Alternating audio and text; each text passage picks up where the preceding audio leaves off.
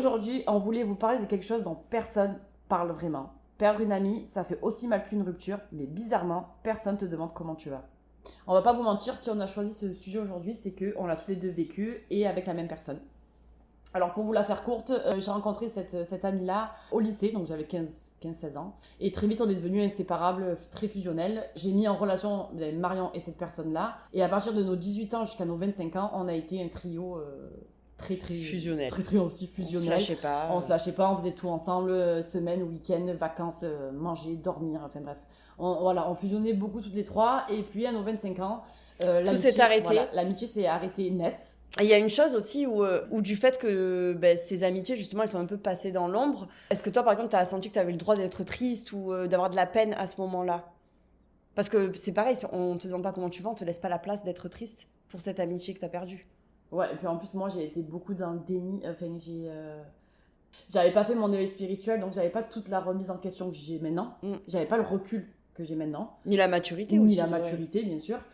Donc je pense qu'au début, par fierté, je me suis pas laissé le droit d'être triste. Et quand j'ai baissé les armes, et quand j'ai évolué, et que j'ai pris en maturité, c'est là où j'ai pris une grosse claque dans la gueule.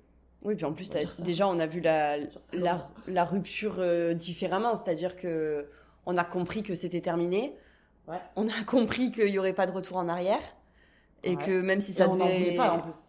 C'est ça le pire. C'est qu'à l'époque, on n'en voulait pas et qu'on n'en veut toujours pas.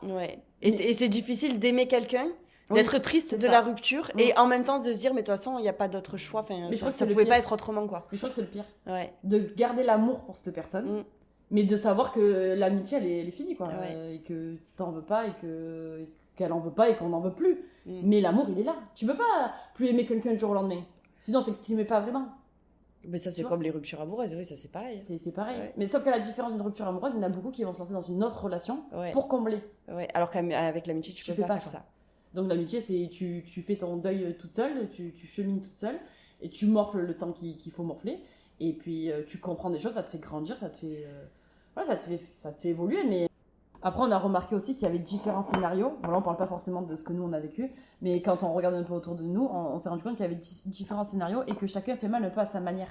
Tu vois, il va y avoir, je sais pas moi, l'amitié qui va s'arrêter comme ça le jour au lendemain, sans raison. Sans comprendre pourquoi. Sans comprendre pourquoi. Il va y avoir l'amitié...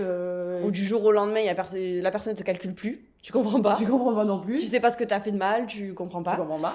Et après, il y a l'amitié où là, il y a la grosse rupture, mais dans le sens trahison, quelque chose de vraiment qui fait fort. Vraiment mal et qui laisse pas d'autre choix. Alors nous, ça n'a pas été notre cas. On n'a pas vécu de trahison, on n'a pas vécu de choses comme ça. Mais je pense qu'elles font toutes mal à leur manière et elles ont toute leur importance. Faut pas minimiser, n'importe quel motif de la rupture de l'amitié, elle est importante. Et je sais pas ce qui est le pire entre une rupture qui vraiment brutale s'arrête du jour au lendemain ou quelqu'un qui te calcule plus et que tu saches jamais pourquoi. Ouais, je sais pas. Le fait que tu puisses poser des mots sur ce qui s'est passé et la douleur de ce que ça laisse, ok. Et si quelqu'un part et il te dit pas pourquoi il part. Ouais, ça c'est chaud aussi. Ça c'est chaud de rester sans réponse. Nous on a eu des réponses. Et en même temps le deuil aussi d'une version de soi, c'est-à-dire que ce qu'on était avec la personne. Ça a été chaud. Ça, moi, vraiment, qui j'étais sans elle. Ouais, vraiment ça. Le reste, non, après, elle fait sa vie, tant mieux, elle est heureuse, tant mieux. Après, la vie continue. Hein.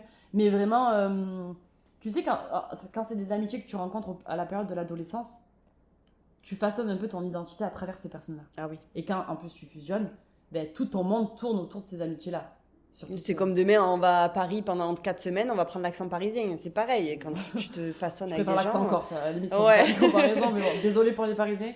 Mais c'est plus ça, qui j'étais sans cette amitié-là.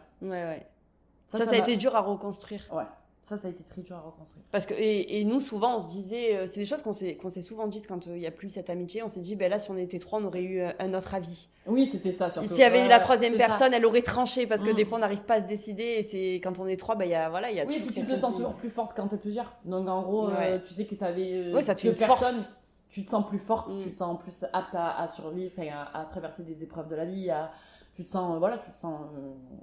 moi, c'est comme si j'avais deux béquilles et qu'ils m'en ont enlevé une. Donc... à cette conclusion. Et on est resté 8 ans seuls. Et en fait, on était vraiment fermés à l'idée de se réouvrir en amitié. de prendre le risque de n'avait pas envie. souffrir. Voilà, on n'avait pas envie. On se suffisait À nous-mêmes. On n'avait pas du tout envie de toute façon. Et il n'y a que, allez, on va dire 2 ans où vraiment on a laissé les portes un peu ouvertes aux nouvelles rencontres, qu'on a fait rentrer des filles dans nos vies et qu'on s'est laissé aller, quoi. Ouais, on n'a plus eu peur parce qu'on Non. s'est dit, ben, maintenant, ce qui va arriver, ce sera des personnes alignées comme nous, donc elles auront les mêmes valeurs. Voilà. Donc, les souvenirs, ça a été très douloureux. Les souvenirs, tout ce qu'on avait vécu, les délires, les souvenirs, les lieux communs, ouais, aussi. Tu passes à un endroit, tu dis, ah, ben, ça, on était là, ben, ça, on a fait ci, ben, ça, on a fait ça, tu te souviens. Et puis aussi, je pense que c'est la nostalgie d'une époque où on était plus insouciante.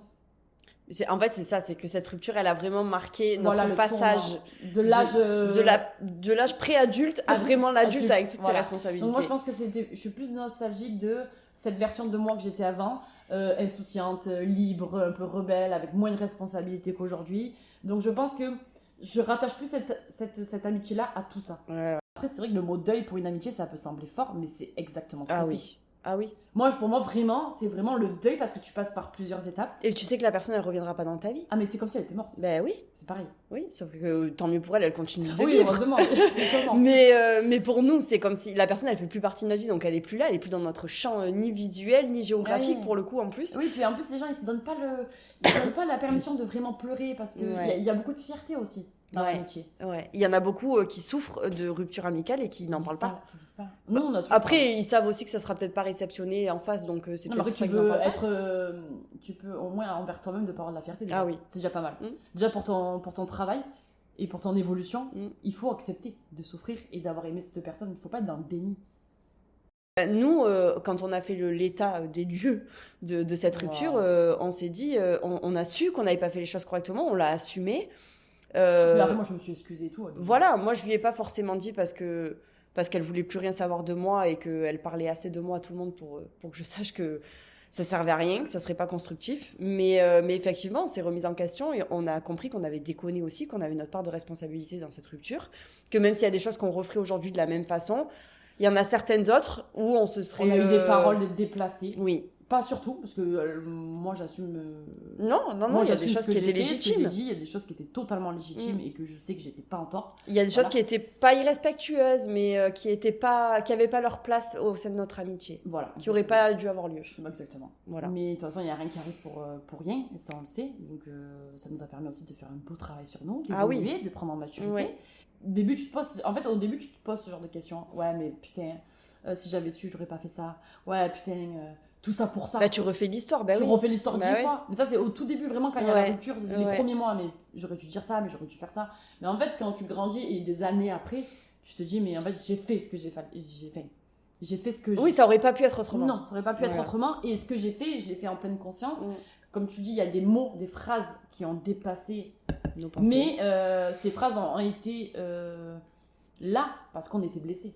C'était pas de la méchanceté gratuite. Non. Voilà. Non, jamais. Donc on a été... Nos propos ont dépassé On dépassait nos pensées parce qu'on avait été blessés, qu'on a réagi sous le coup de nos blessures. Exactement. Comme toute personne qui n'a pas travaillé sur elle et qui réagit avec on n'avait pas travaillé sur nous leur petite fille intérieure qui est blessée depuis qu'elle a 4 ans. Et voilà, c'est des mécanismes un peu de défense. C'est-à-dire, nous, on souffre, et c'est pas qu'on veut te faire du mal, mais c'est qu'on veut que tu te réveilles, que tu comprennes ce qu'on ressent.